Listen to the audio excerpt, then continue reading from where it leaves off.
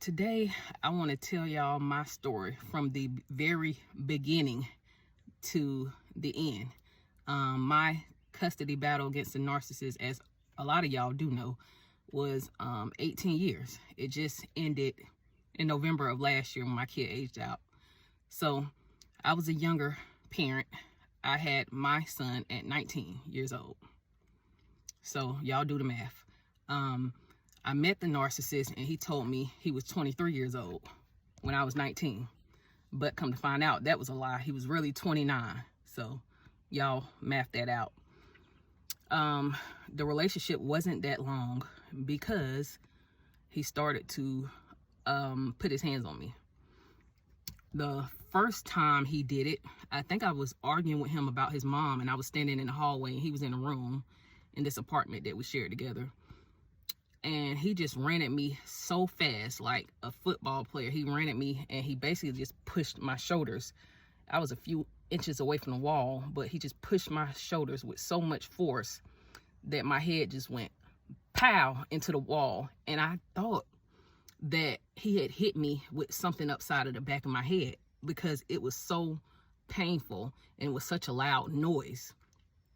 And I just realized that no, he didn't hit me. It just, my head hit the wall with that much force. So I was on the ground on my back, just shaking. My body was shaking and my legs were shaking. And my head was just in so much pain. I just never felt that amount of pain. And I kind of thought like my head was bleeding or something like that. But it wasn't. It was just like maybe a concussion or something. I don't know. But he just got on top of me. Well, I was on the ground shaking, just laying on the floor on my back.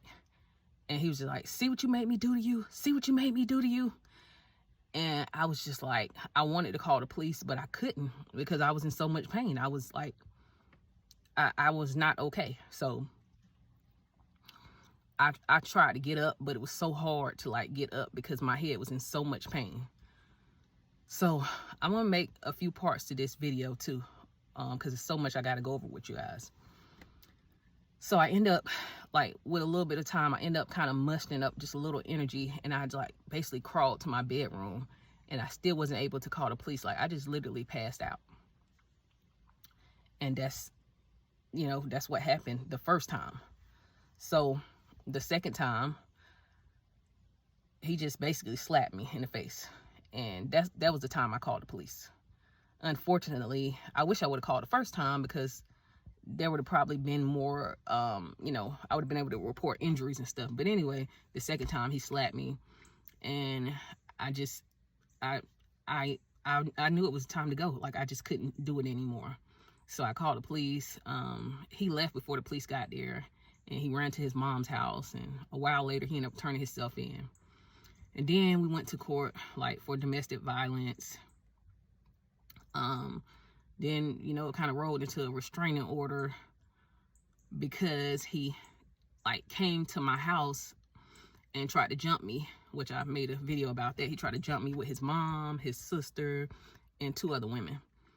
And his mom ended up being the only one that was hitting me and stuff while I was in the car. I just got back from getting some groceries after I had got a restraining order from the courthouse. So he shouldn't have been there, but he was there. This is just right when I got this restraining order. So I don't even know if it was effective yet. But called the police again. They made them leave. So all of this stuff ended up rolling around to custody. You know, obviously he wanted custody. And it just, I knew nothing about that at the time. I had my son at 19. So I was 20 when I first started the family court system. I just, you know, it was just a hard time being a young parent, understanding like custody and giving your kid away to somebody like that, because I knew how violent and abusive he was. So, he got some rights. Obviously, you know, dads have rights no matter how crazy they are. He got some rights. So we got an order and all that stuff. So the next issue that happened that I can remember is that one time my baby, he couldn't have been no more than, I don't even think he was 2 years old, but he came back home with a cigarette burn on his eyelid. His eyelid was like, the skin was off. It was right on his eyelid. So I called CPS, and his mom basically was saying she was smoking a cigarette. He jumped into her arms, but I don't believe that. I believe she burnt him in the eye on purpose because she was mad at me because her son had got arrested for domestic violence. That's what I believe.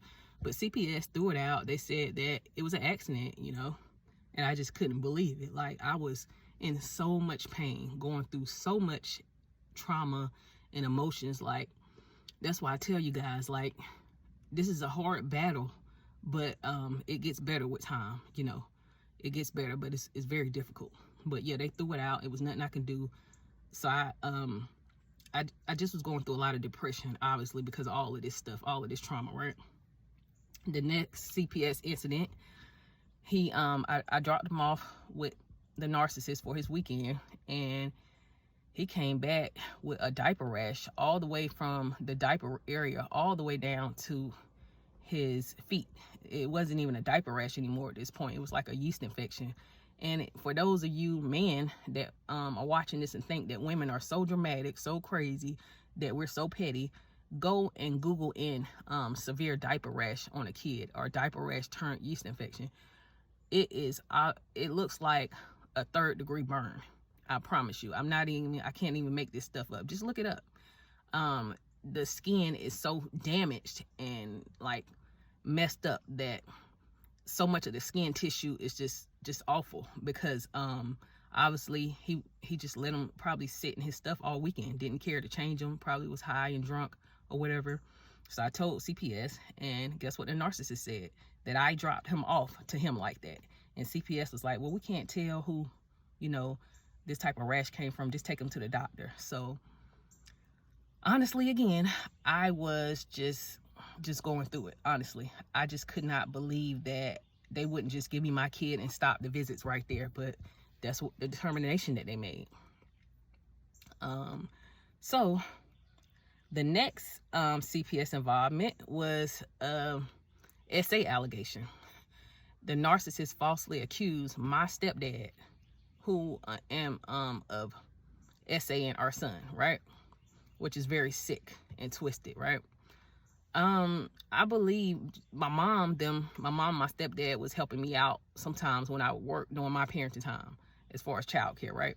And the narcissist don't like anybody to help you. So that's where the allegation came at my stepdad. He said, this is what he said. He said my stepdad took his finger and went inside of our son, basically.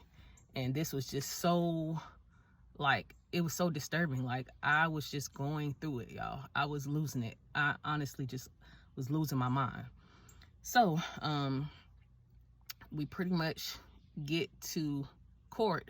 No, actually, I was at work. I worked across the street at the time. I was a detention officer for the sheriff department. So if you're in Raleigh, you know that, or Raleigh, North Carolina, you know that the jail is right in front of the sheriff department.